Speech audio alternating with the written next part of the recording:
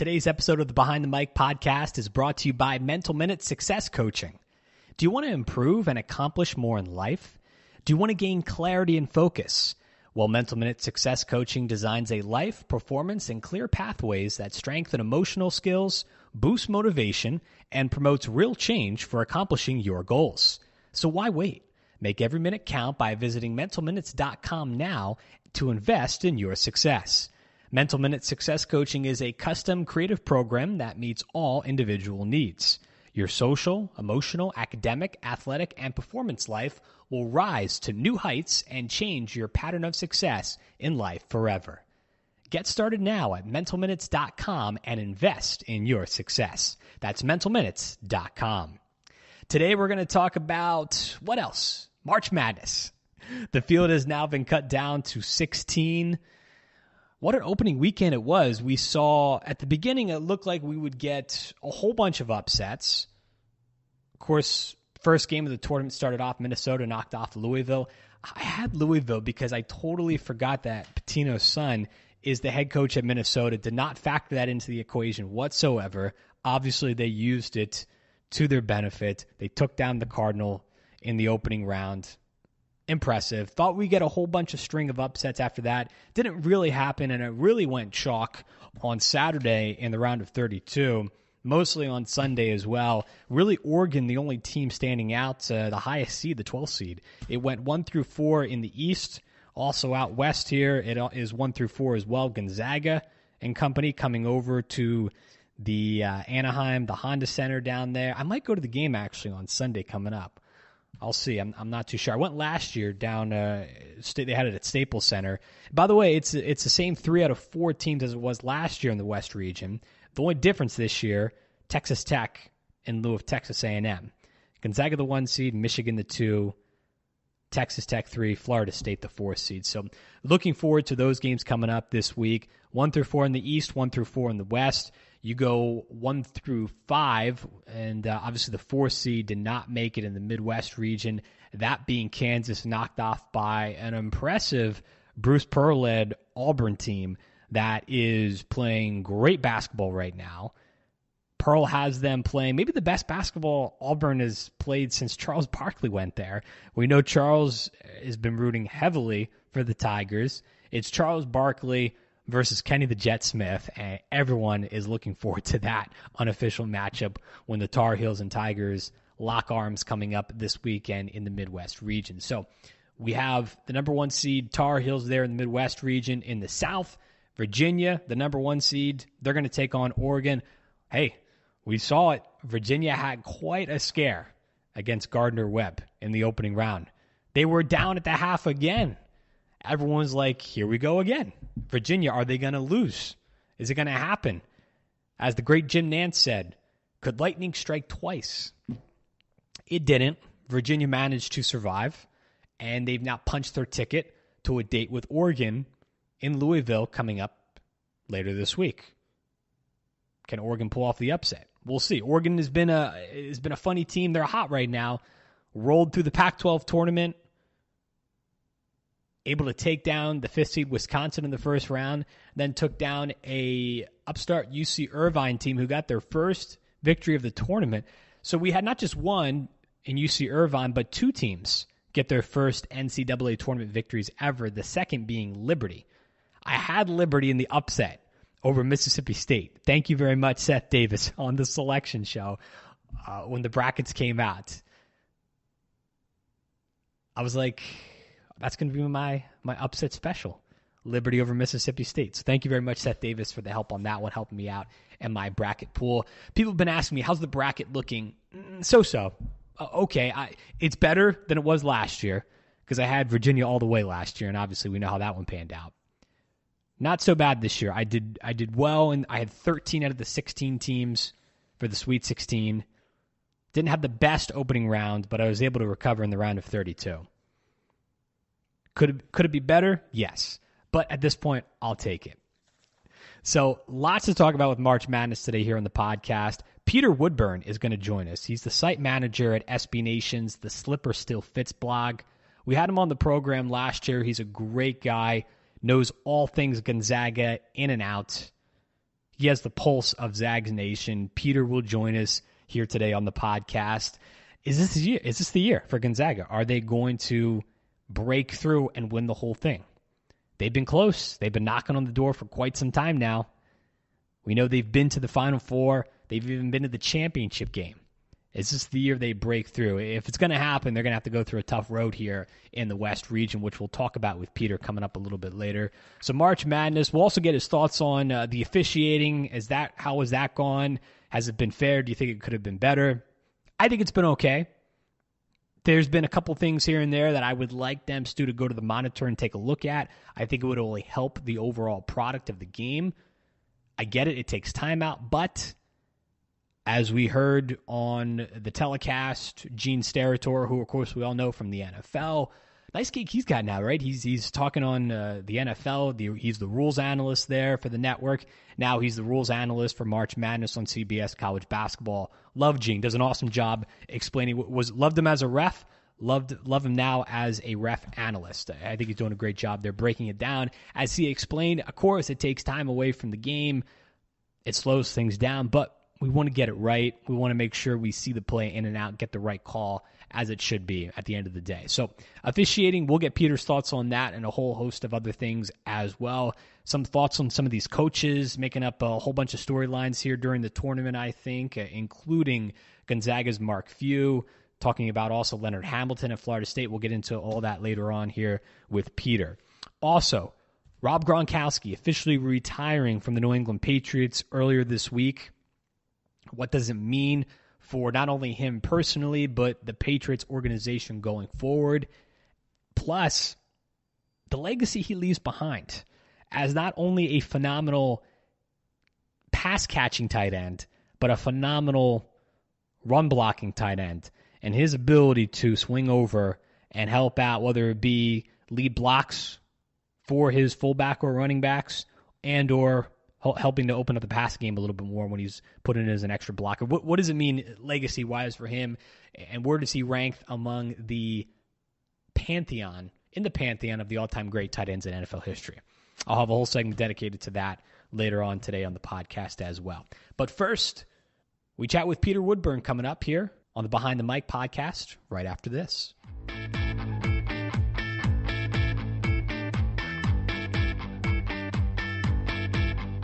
We're now joined by Peter Woodburn. He's the site manager at SB Nation's The Slipper Still Fits blog. Peter, thanks so much for coming on the show today, man. How are things going for you?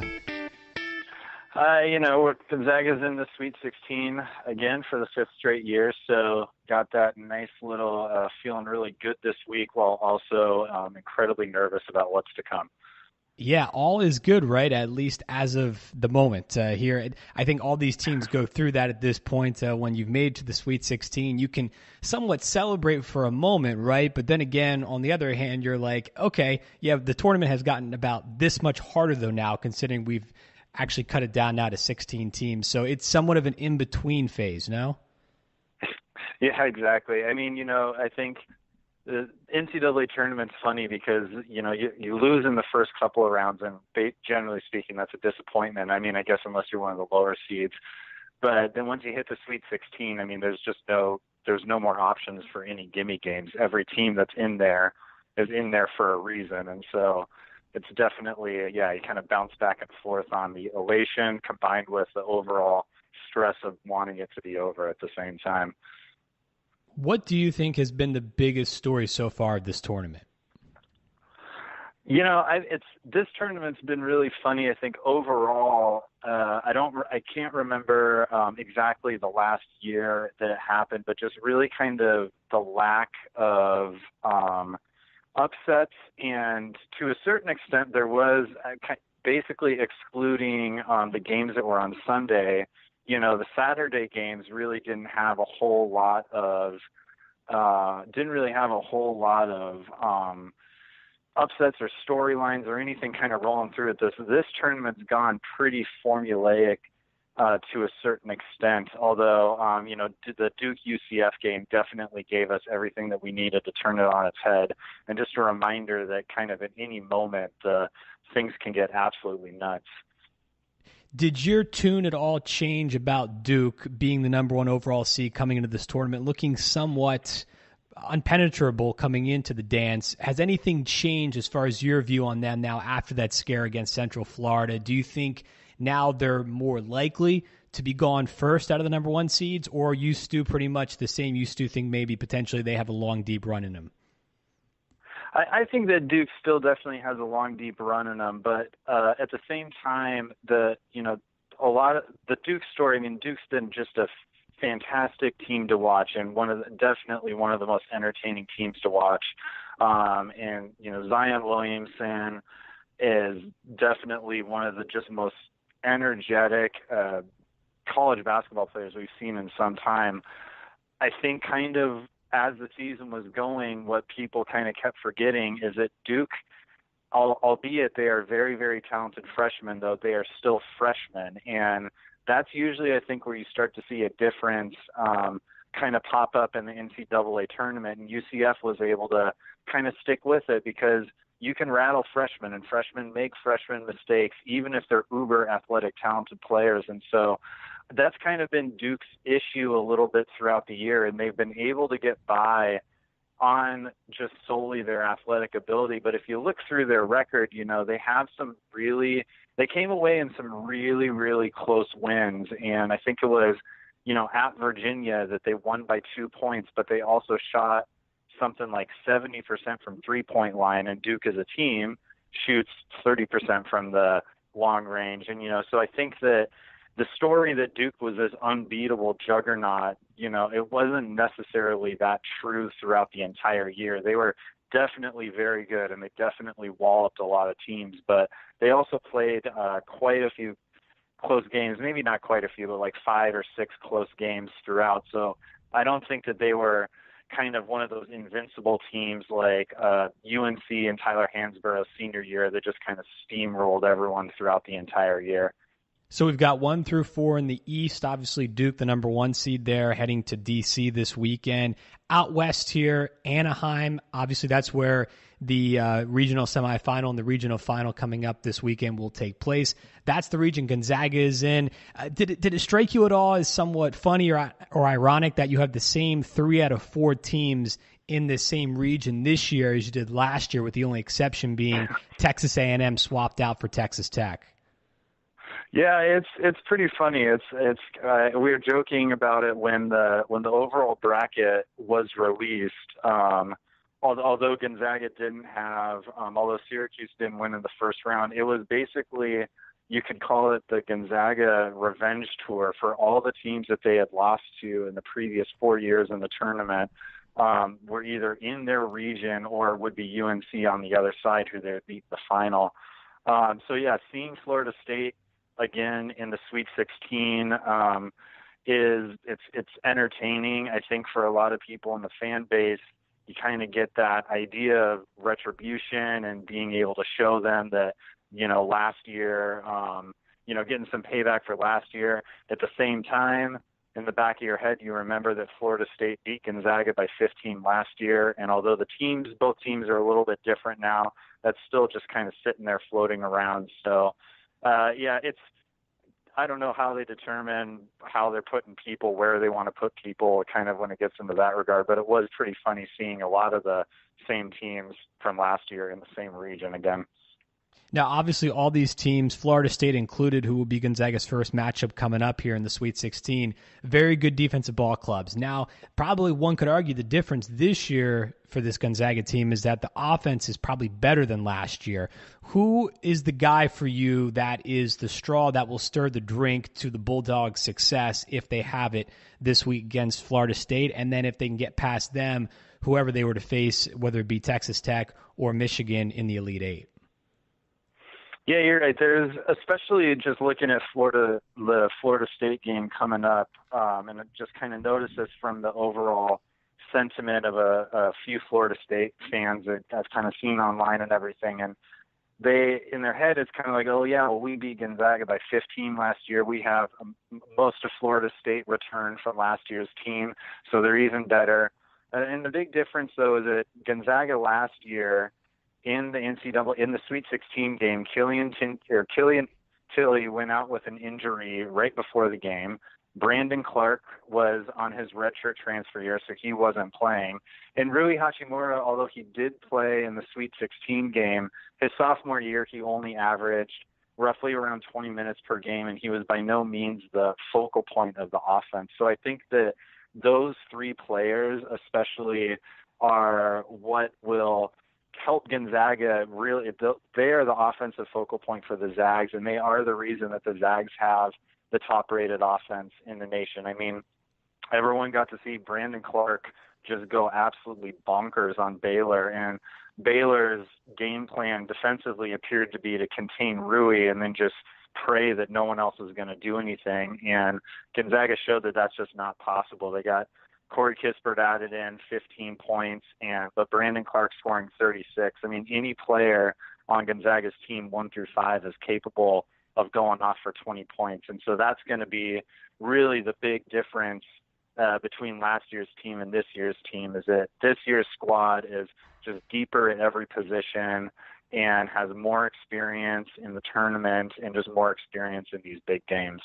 SB Nation's Peter Woodburn joining us here on the show, talking about Gonzaga and their hopes trying to get to another Final Four under Mark Few. We talk about it almost every year, it seems, with this Gonzaga school and the job Mark Few has done. And one of these years, you think they're probably going to be able to break through. If it can happen this year, what would be the reason why they're able to take it to the next level?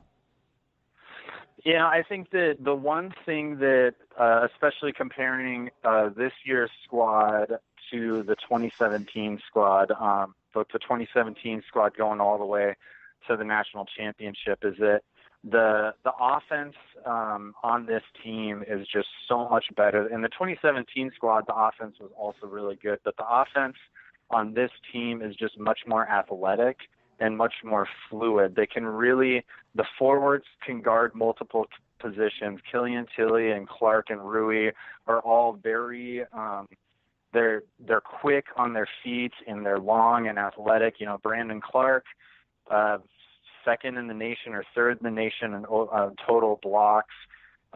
Killian Tilly, although he's been injured for most of the year on the offensive end, his ability to space the floor really allows the forwards to go to work. And Gonzaga operates really with an offense that is just so hard to stop. And really the only team that has really found a way to stop the Gonzaga offense so far was St. Mary's in the WCC championship game. And that was one of those things where it was hard to tell if St. Mary's did a good job or if Gonzaga just completely mailed it in, because that was one of the worst offensive performances I've seen from the team in probably 20 years.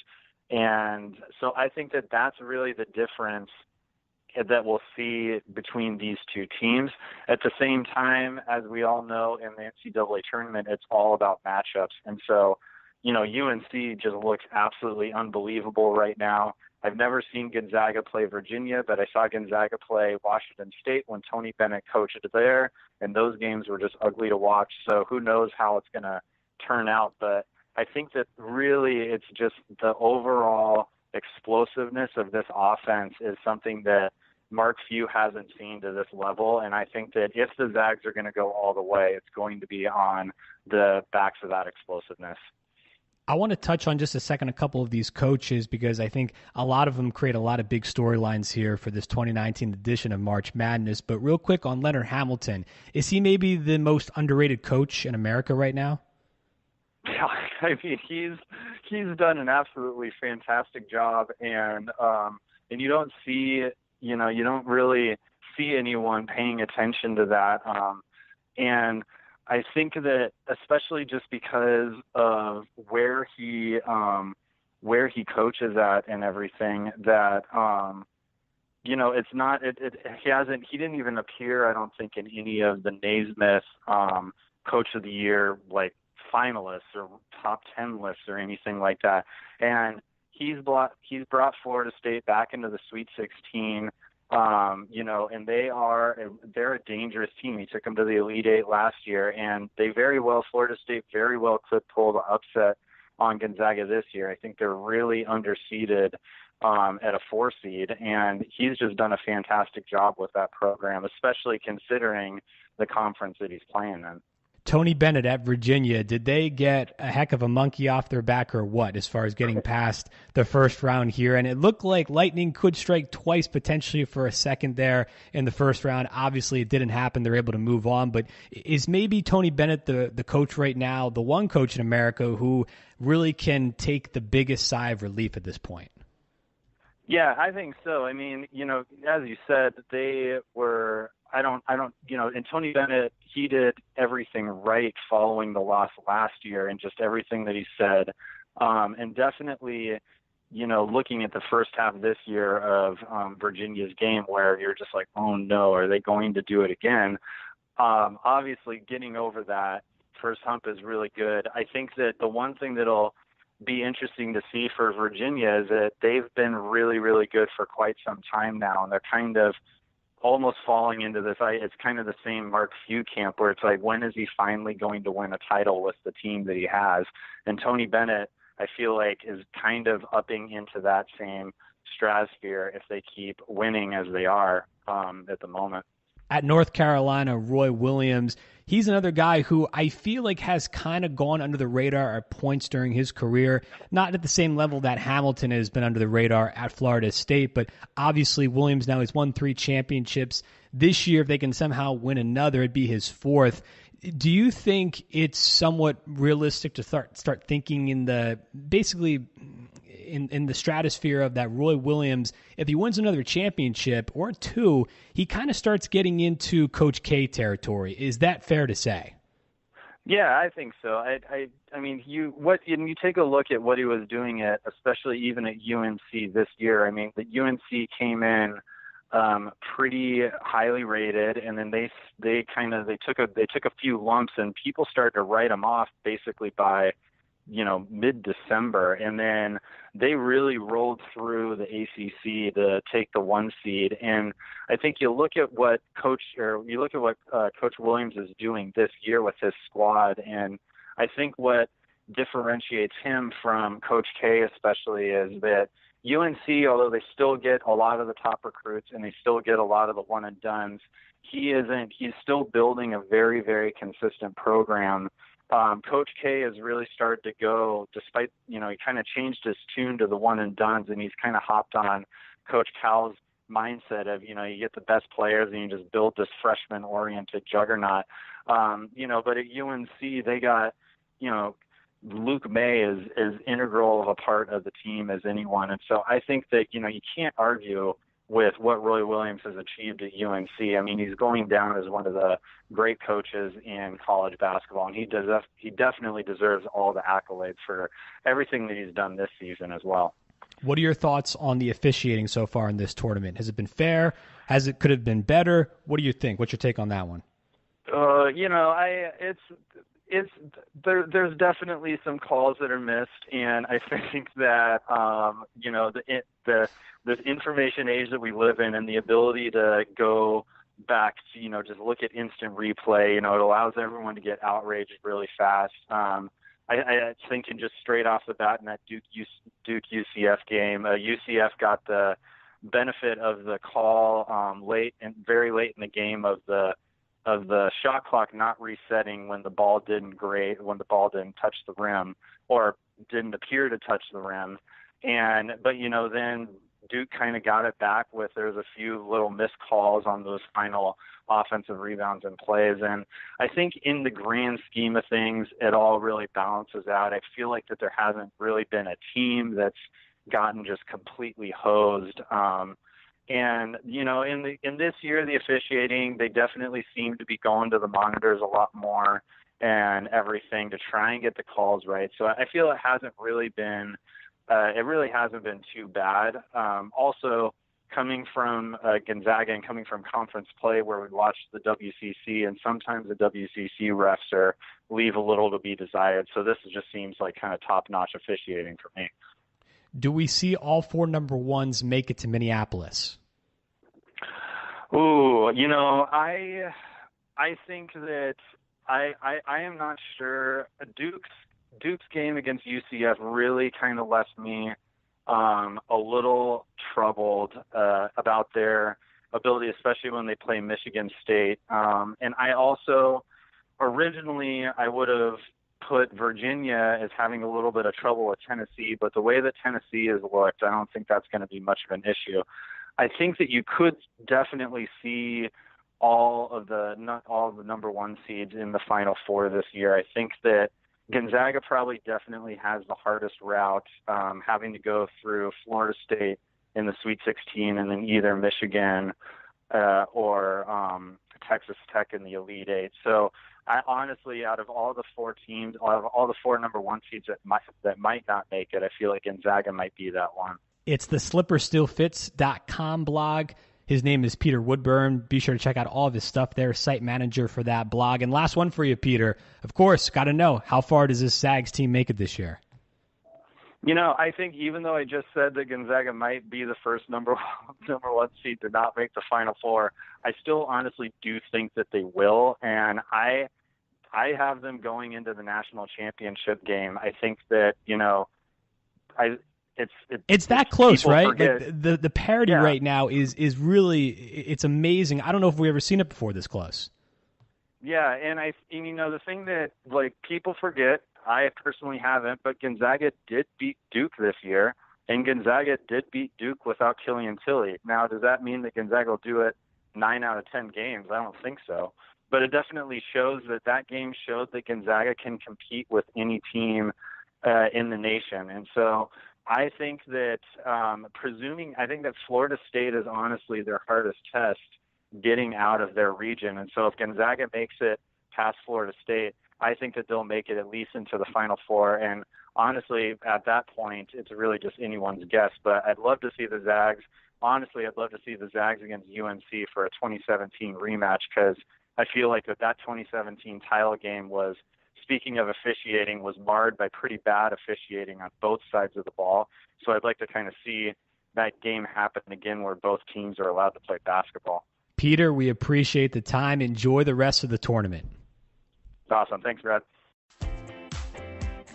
Rob Gronkowski has retired from the NFL after 9 seasons with the Patriots, more than 500 receptions, over 7,800 receiving yards, and nearly 80 receiving touchdowns for his career. And it's not a surprise. We saw this coming when the Patriots fell to the Eagles in the Super Bowl. The question was raised to Gronkowski in the postgame. The retirement word was floated out there, probably for the first time publicly at least. And that really then brought life to the story of, is Gronk seriously considering retirement here before he hits the age of 30? That was the first time we heard it last year. He goes throughout the 2018 season, catches a touchdown on the opening drive of the season for the Patriots back in Week 1 against the Houston Texans, but then is slowed ever since, and throughout the regular season really did not seem to be himself. Was injured at times, cost him a couple of games in which he couldn't suit up. He just was not the same player he had been in the past.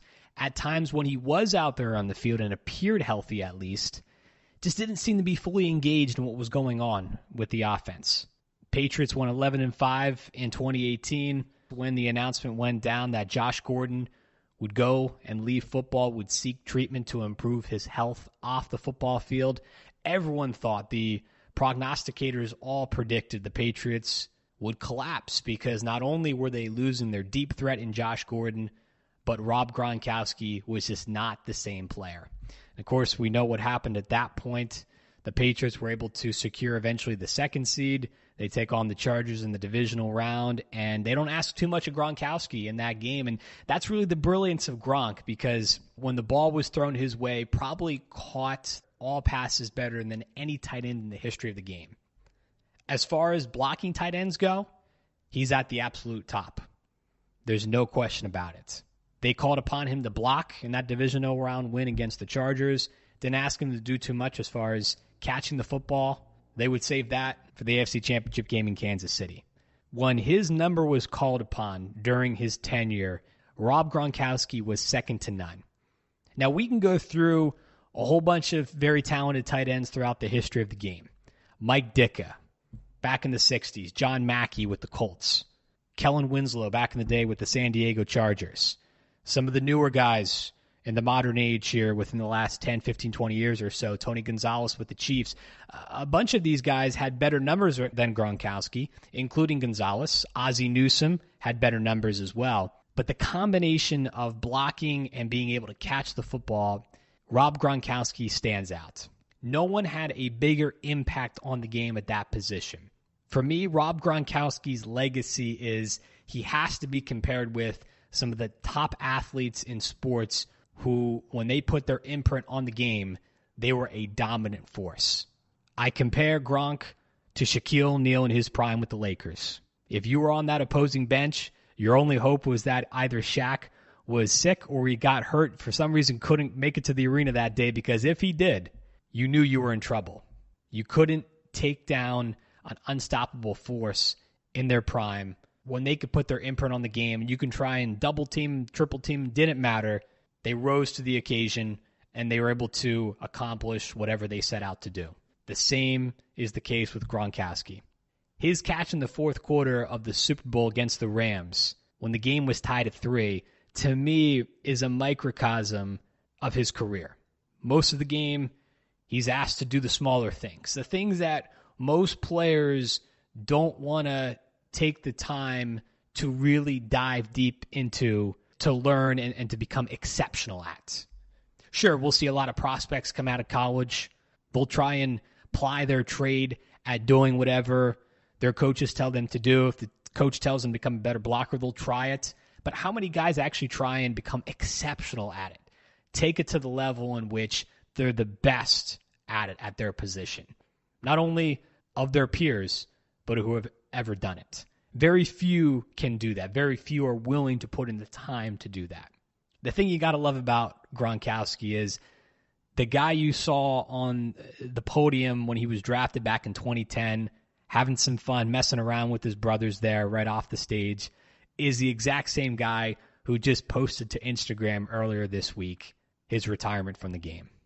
Same fun-loving guy off the field, and I think it's a great blueprint for a lot of coaches to take, not only at the professional level in sports, but also at the high school level and the college level. You're going to get all kind of guys with all kind of different personalities come through the door. It's how you're able to coach and manage and really mold those personalities that work for the team. You could be the most introverted to yourself person off the field, off the basketball court, whatever sport it may be. But when it comes time to getting your head in the game, getting on the same page with your teammates, if you can turn that into what some people would view sometimes as a detriment into a positive, it all works at the end of the day. Bill Belichick was able to take the kid, if you will, of Gronkowski, the fun-loving spirit of number 87, and was able to get him to hone in and focus all of his attention and his talent to put it into the game of football and this Patriots team. That's what he was able to get him to do it for 9 seasons in New England. A 3-time Super Bowl champion, missed the one, the year of the comeback against the Falcons. It wasn't just his big game experience, which undoubtedly we will talk about for years to come when it comes to some of the great skill position players. How did they perform in the biggest of games? He's right up there, probably with his counterpart, Julian Edelman. Between the two of them, all the big-time catches that they have made in the biggest of games, championship games, Super Bowls, you name it. The two of them are right up there with each other as far as great-time catches go and production goes in NFL history. 5-time Pro Bowl selection, a 4-time first-team All-Pro, got the Comeback Player of the Year award in 2014. Missed only 2 postseasons. It seems like he missed more than that because he's had so many injuries throughout his career, but only missed 2 postseasons in total. Of course, the one year they won the Super Bowl, the other year they did not make it to the final game. This Patriots team and this Patriots dynasty has prided itself on being able to find ways to win with whoever's out there. With the exception, for the most part, of number 12, they find a way to get it done. And they've done that with Gronkowski and without Gronkowski. But make no mistake about it, when Gronkowski has been on the field for this team, when he's been pretty much at full health, about 100%, they have been almost unbeatable. Whether it's the performances against the Pittsburgh Steelers secondary, putting up incredible stats over the years against the Steelers, the Denver Broncos AFC Championship game performance a couple of years ago, and Peyton Manning's last season, this guy was able to bring it every single time and made it look easy. That's the amazing thing. Will we ever see a player, we may see a player compile stats at the tight end position to this level, but will we see it with the ease that he brought to the position and with the ability to combine it with his blocking? I don't think we'll see that again. You can't tell me that the imprint that Gronkowski has had in the tight end position has been more dominating than any of these other guys, all-time great tight ends throughout the game. And there's a lot of Super Bowls through a lot of them. I mentioned a couple earlier. But were they as dominant in their position, blocking combined with catching the ball at the tight end position, than Gronkowski? I don't think so. I don't think you can put those guys ahead of him. He's a first ballot Hall of Famer. You'll see him in Canton, Ohio. And to me, it doesn't feel like Barry Sanders or another skill position player retiring early or before what most people would think would be the appropriate time to step away from the game. It feels to me that he has given the game of football everything that he has had.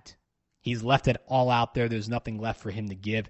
To me, this feels like a career fully satisfied from the player perspective, the Patriots franchise perspective, and fans of the game. Going back to what I said earlier, his catch in the Super Bowl, they have him do the little things. They have him block, they have him contribute, and then when the game's on the line, they throw the ball his way, and he catches it like he was out there 7-on-7. Another day at the office. That was Rob Gronkowski. That's the type of effort he brought to the game. When they called his number, he was ready for it. What a career. Once again, today's episode has been brought to you by Mental Minute Success Coaching.